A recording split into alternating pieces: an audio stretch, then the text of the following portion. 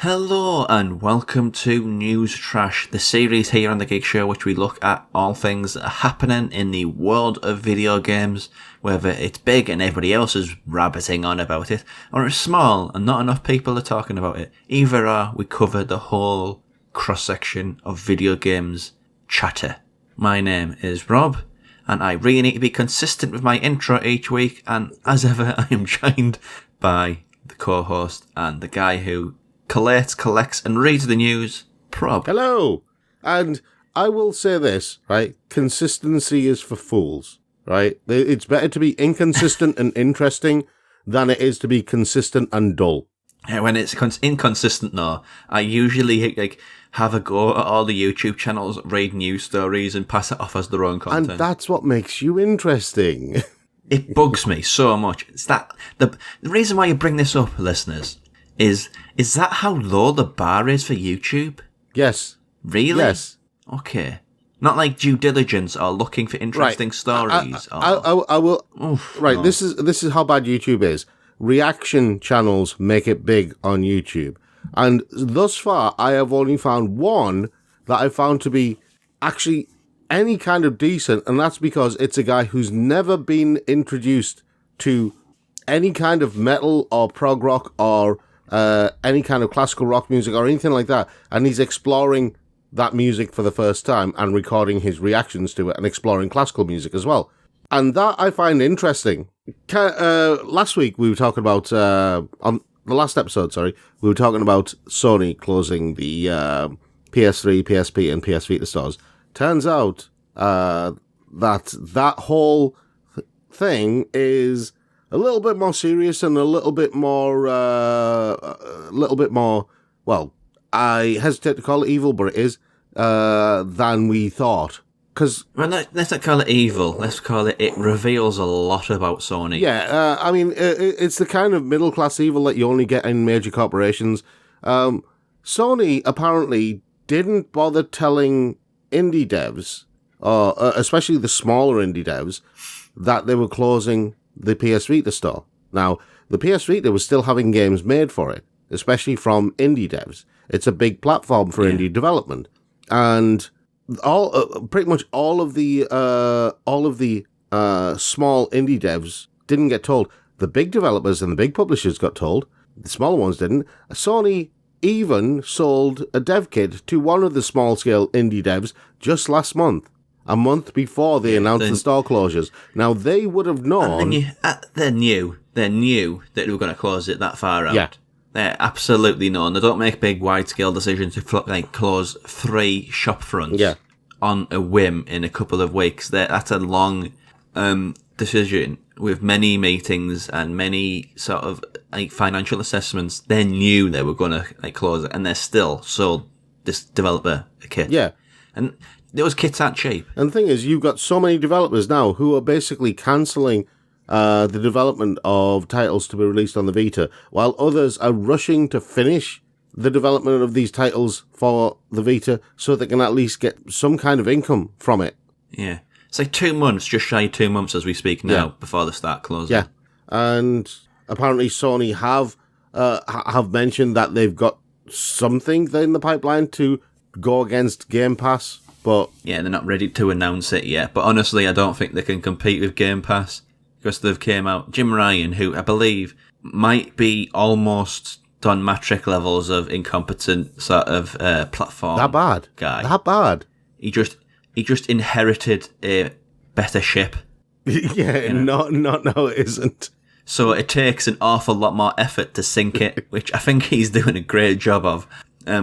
And this is coming from a PlayStation fan, a long-time PlayStation fan, but honestly, PlayStation can't compete with Game Pass because, the financial clout that Microsoft have, and 2, Sony have outright said that they're not going to put any sort of big-budget AAA games on it.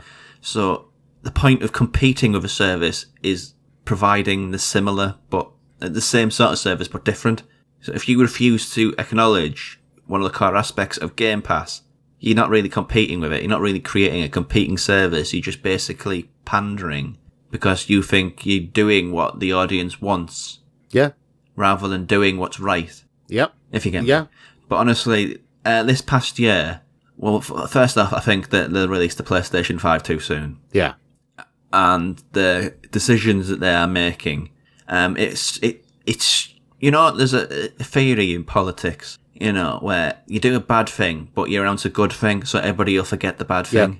And I get the feeling that Sony at the higher levels are doing that. So with this bad news happening now, I wouldn't be surprised in the slightest if we have some big, cool, exciting, awesome news coming very soon, just to make people forget about these stores closing. Hang on, isn't this the Jalili method?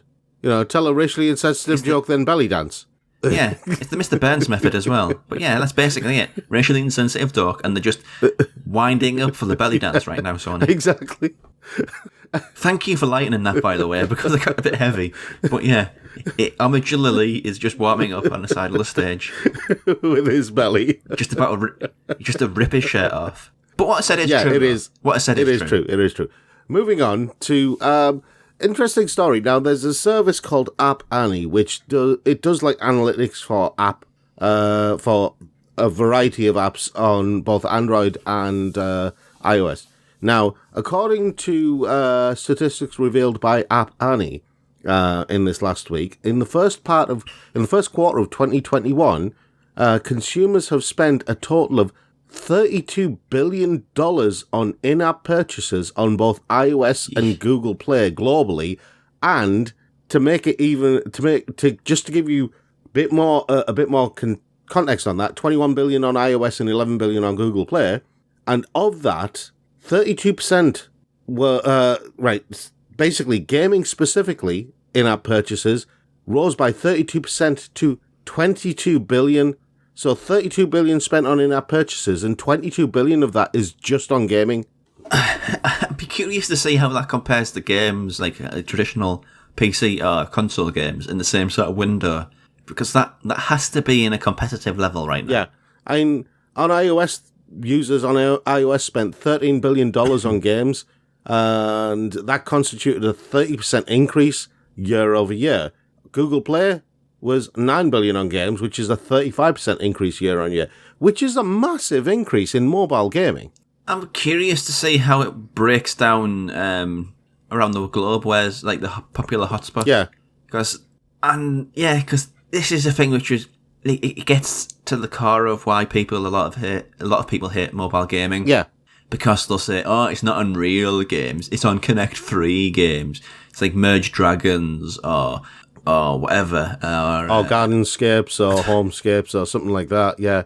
It's not real games. And yeah, that is, I imagine those games do get like a lion's share of the mobile pie, but you got to start somewhere. Yeah, but I mean, then you've got other games like, there's the racing games like Asphalt and that, where you can do in-app purchases and buy cards to unlock cars and stuff like that, and people spend money on that because they want the supercars and the hypercars and all that.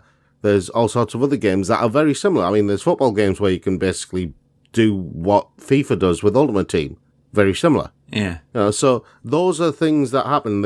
I think the Match 3 games are kind of the lowest tier, easiest in-app purchase type games. But then you move to like... Well, the hoover up the most. Yeah, the hoover up the most. Like footfall, so to speak. But I mean, when you keep scaling up until you get to games like Genshin Impact and stuff like that, where you literally, you can buy characters and stuff, and in-app purchases are, it's a game itself. Yeah, I mean, honestly, this is sort of the beginning of the video game industry kind of being outmuscled by the mobile gaming industry. It's the beginning. It will happen. It is going to happen eventually. Well, I mean, the thing is, most people look at these in-app purchases and stuff like that as... Just on that, before I say that, this is in-app purchases as well. You've got to pay for some games as well. That's not including that. Yeah, see... That's a separate figure. Here's the thing, right? I was thinking about this, and I was thinking about this quite a lot over the last couple of days, and I thought, hang on, this is exactly the same as gaming on a console. It's just going by a different name, right? So if you take something like Genshin Impact, which is an actual game in itself, and yes, it's got in-app purchases, okay, but the game is essentially free. Now, you transfer Genshin Impact to a console, it no longer becomes in-app purchases. What you have instead is called DLC. That's microtransactions, DLC, whatever you want to call it. But they're exactly the same thing.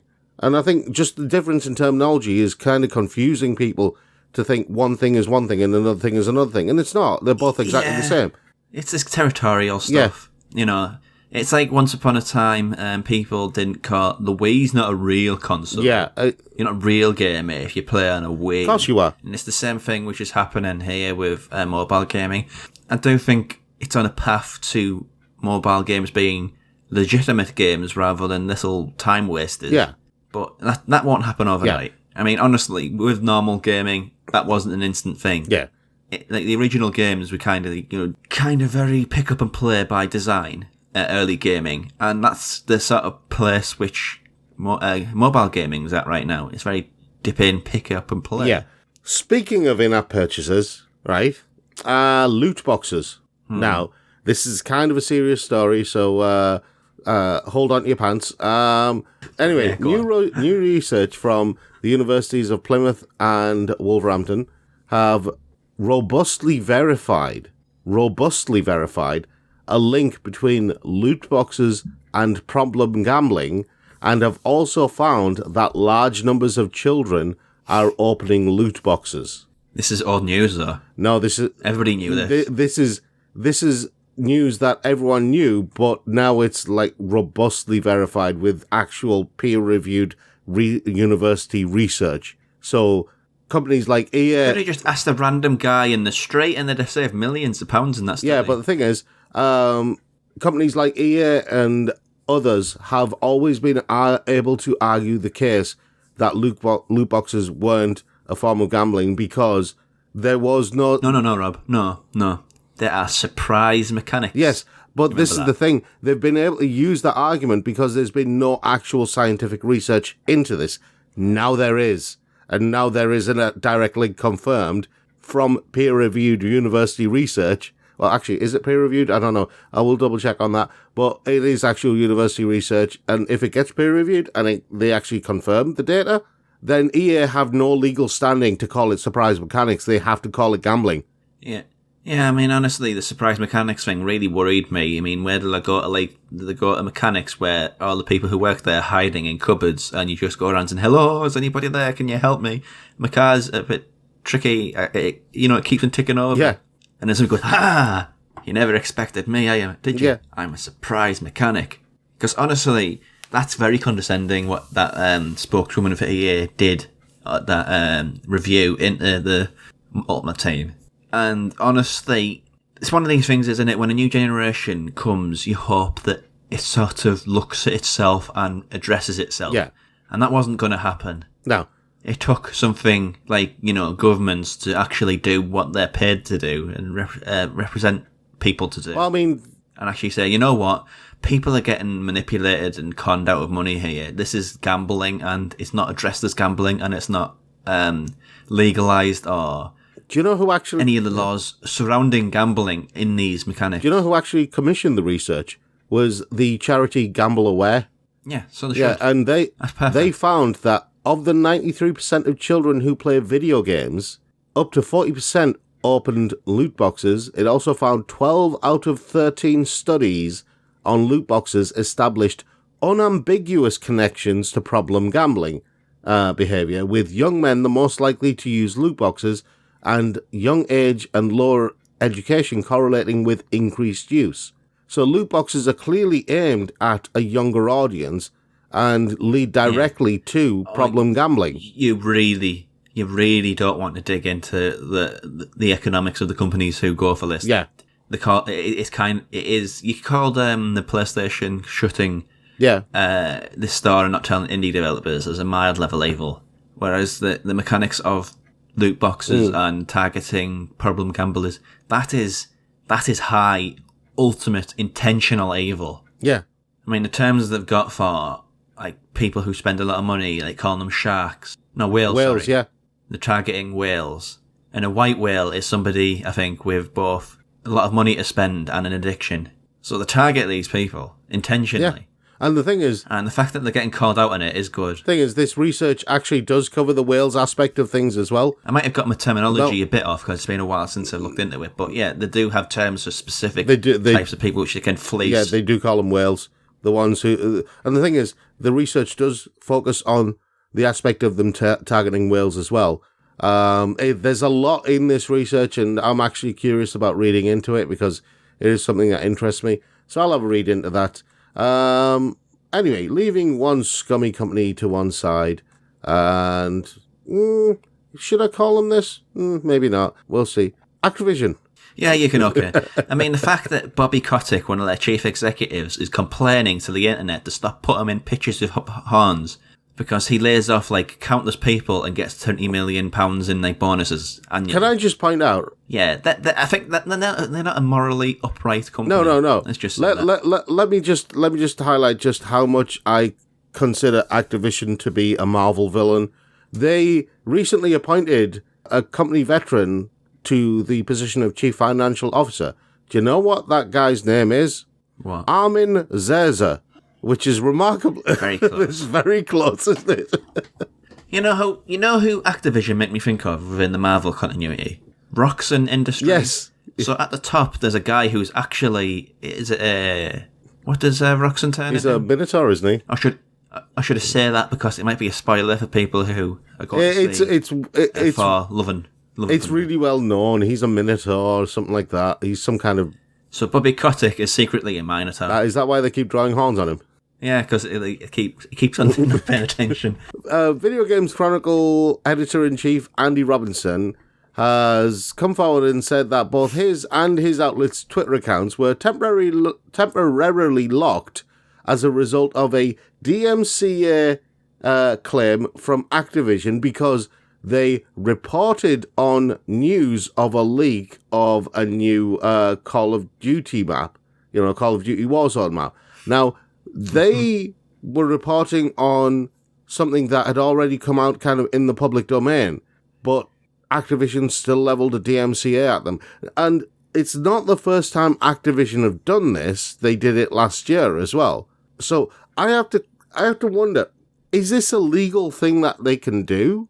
Are they legally allowed to do this, to basically issue a DMCA on somebody who is only reporting on something that's already in the public domain? Because that doesn't seem legal to me. Yeah, but let's be honest, there's lots of things that don't seem legal about the business practices of Activision, like one of the headquarters is in a small unused room in Amsterdam. Yeah, that's not legal. Yeah, for tax purposes. It is legal, but it's not. And then they get a rebate from the American government. They're just very, very, very dubious as a company. How did a video? But hey, they do Call of Duty. People love Call of Duty, so hey ho, what doesn't matter. How did a video games developer get so much power? Like I said, Rob, Roxxon Industries. He's secretly a Minotaur. Anyway, speaking of. It explains too much, doesn't it? It does. Right, speaking of power, I'm going to talk about augmented reality for a little bit here, right? Now, augmented reality is... VR seems to have plateaued a little bit, I think, until the new PSVR and various other advances are made. I think VR is kind of at a plateau, and everyone's... Well, VR is at a plateau because the more people do it, the more everything rises as a quality. Yeah. So, yeah. The thing is, there seems to be this big kind of push forward in terms of augmented reality. So you have Niantic teasing their new Pokemon Go augmented reality, so their new augmented reality glasses, which may or may not be linked to Pokemon Go. We don't know. You have rumors of Apple doing their own augmented reality glasses. You have Snapchat doing spectacles, which are some kind of smart glasses. With augmented reality. That's a very puntastic name, that isn't it? Calling them spectacles. Yeah, I know. And, you have all sorts of things like that happening within this kind of consumer augmented reality space. And obviously Google have already tried their hands at the glasses thing with Google Glass. I think there's a website called something like Killed by Google or something. Yeah. Which has like a long list of all the projects that Google have started and just dropped. Yeah. So it's in good company. Yeah, it's in good company. But this is the thing, right? of all of them, it seems like Microsoft's HoloLens is at the forefront of all of this augmented reality stuff. But that's not aimed at consumers, right? That's aimed... Is this the thing where they won like a $21 billion contract to develop AR for... I can't remember who it was. Yep, the US military. Oh, wow, that's big. Microsoft have partnered with the US Army, and basically they won the $479 million contract to build augmented reality headsets for the military back in 2018. Now it's worth up to $22 billion. Wow. That's a... Yeah, I mean, they said they're not... Microsoft have said they're not interested in VR, so it's AR. And honestly, the only problem with AR has always been that, let's say it's on your phone, you're looking through a screen on your phone, and it's not really augmented reality, Yeah. You're just looking on a screen. I think augmented reality has to basically compete on a level similar to virtual reality, as in you need something to go over your eyes. Yeah, but not just... Because that's how you perceive reality through your eyes. You don't perceive reality through something on the end of your hand, like you're holding in your hand at arm's length. Yeah. So augmented reality, right. My vision of augmented reality is kind of halfway between what Ready Player One did was showing as its version of VR, and a little bit of what AR was in Minority Report. So basically, it'll be someone with a pair of glasses on that are basically showing them information, but they have like haptic gloves on that they can use as a kind of quasi touch screen, so they can manipulate what's on the screen in front of them. yeah, because let's be honest, like consumer grade AR is horse crap. Yeah, at the moment, and That's why I've never been invested in it, you know. But if it has that sort of like device that you wear on your face and your hands that you interact with it with, yeah, I think honestly that is the future, which a lot of people talk about with sort of certain technologies as well as video gaming. yeah, and HoloLens. Well, HoloLens is an amazing system in its own right. You know, the more I read into the technology behind HoloLens, the more I'm actually surprised at just how advanced it's become since it was announced at, was it CES or was it E3? I can't remember, all those years ago. It wouldn't have been E3. I think it was CES it was announced at, wasn't it? Yeah. Yeah, that's the general trade show, electronics trade show. Yeah, HoloLens is just this amazing piece of kit, and yeah, I can understand why they don't want to apply it to games, because it's one of those systems where you look at it and you go, I don't know how I could make a game for this, unless it... Well, then you like that generally, though, aren't you? Well, I mean... I don't know how anybody makes a game out of anything. Unless it's something like a real-time strategy, it'd be really difficult to make a game for HoloLens. Who says it has to be in front of a TV, though? That's the thing. That's the point. There's a group within Microsoft that are demanding the military contract be cancelled, and the group are arguing that the team who developed the initial version of HoloLens believed it would be used to help architects, engineers, and surgeons and other professionals in non-harmful ways, as well as helping to push the boundaries of gaming. We did not sign up to develop weapons, and we demand a say in how our work is used, which is fair enough, right? Yeah, it is. Can we talk about toys now? Yes, we're going to talk about toys. Because I don't like talking. This is a bit We're going to talk about toys, don't worry. Anyway, on to our final story. Tencent, right? They have helped bust the world's biggest cheating operation. That sounds big. Yeah, apparently Chinese police have seized $46 million worth of assets, including luxury cars. Hang on, what's this got to do with games? I'm lost a bit here. Game cheating. Video game cheating. What? According to the BBC, the organisation was focused on various games, including Overwatch and Call of Duty Mobile, charging a subscription fee to its users worldwide for access to cheats. Prices range from $10 a day to $200 a month. Oh, wow, that made there's not much money involved in that one. Yeah, when I said cheating, I meant, like, cheating. I mean, I preferred the days of the Konami code and, yeah, stuff like that. It's believed that the gang made $76 million in revenue, and the police seized $46 million worth of assets, including luxury cars, in a busting operation nicknamed, and this is the best name for a police bust, Chicken Drumstick. Kind of weird, but sure, I can go with that. The authorities destroyed 17 cheats and arrested 10 people across several locations, including one of the leaders of the gang. Yeah, that's kind of, you just picture that, don't you, from you're in Hardened prison, full of like gang leaders and drug dealers and human traffickers, and they're in the courtyard, doing exercises, in the gangs, like flexing the muscle. That new kid, what's he in for? Selling cheats at video games. Oh no! But if they compare income, it'll be like I made $3 million, transporting people across the borders. I made $10 million selling drugs to drugs in various places. I made $76 million selling cheats. Like, we're in the wrong business. And then they beat him up. Yeah, and then they beat him up for being a smart ass.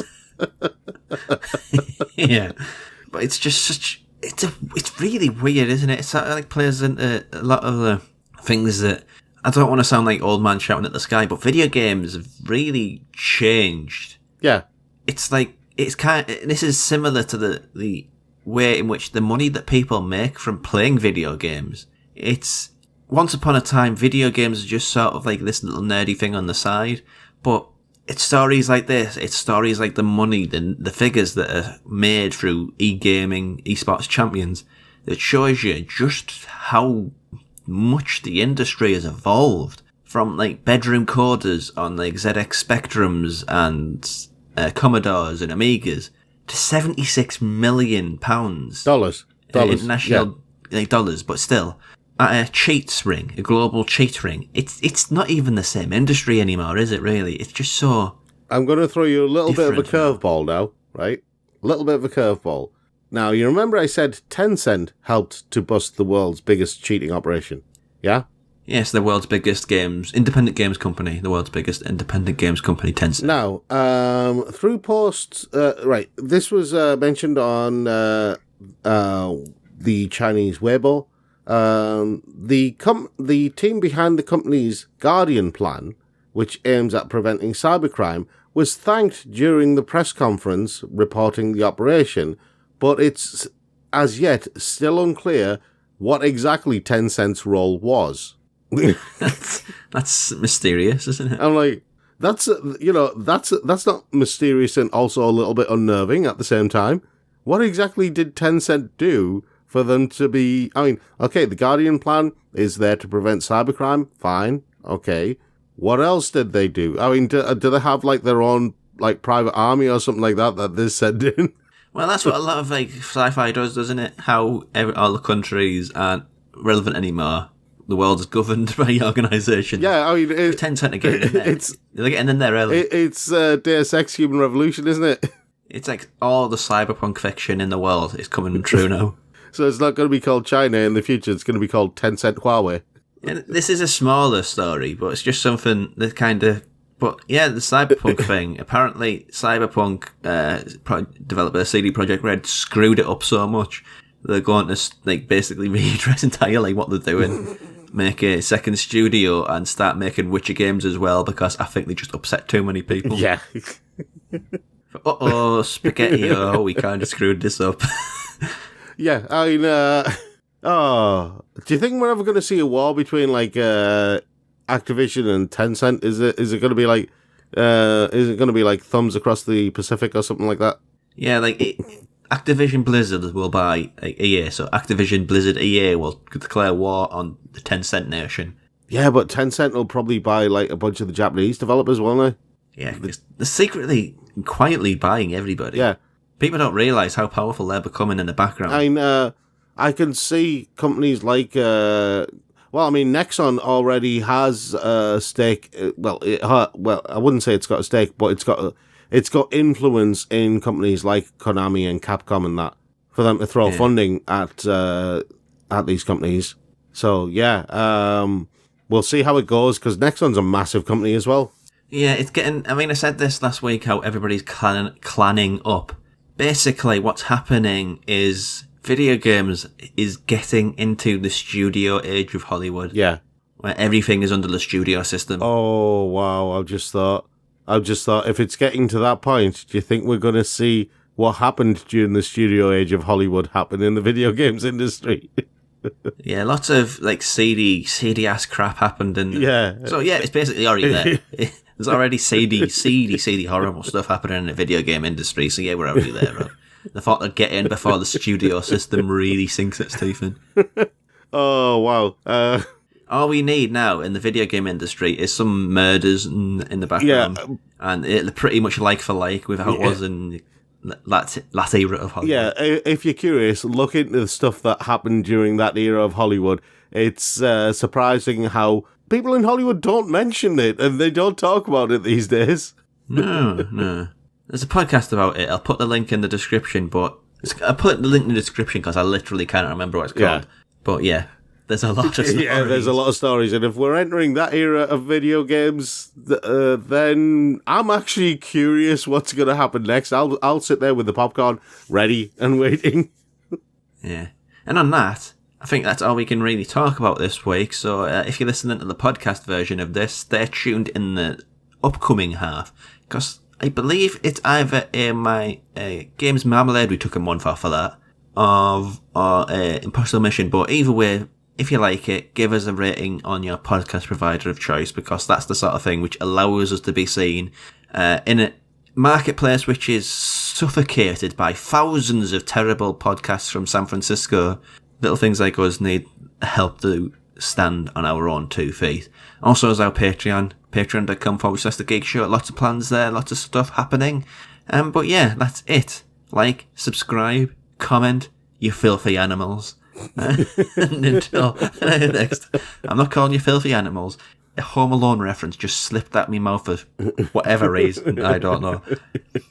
But yeah, until next time, thank you for watching and thank you for listening. Bye!